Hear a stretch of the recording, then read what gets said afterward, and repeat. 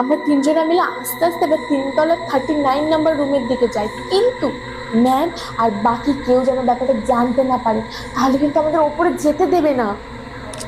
চল চল চল।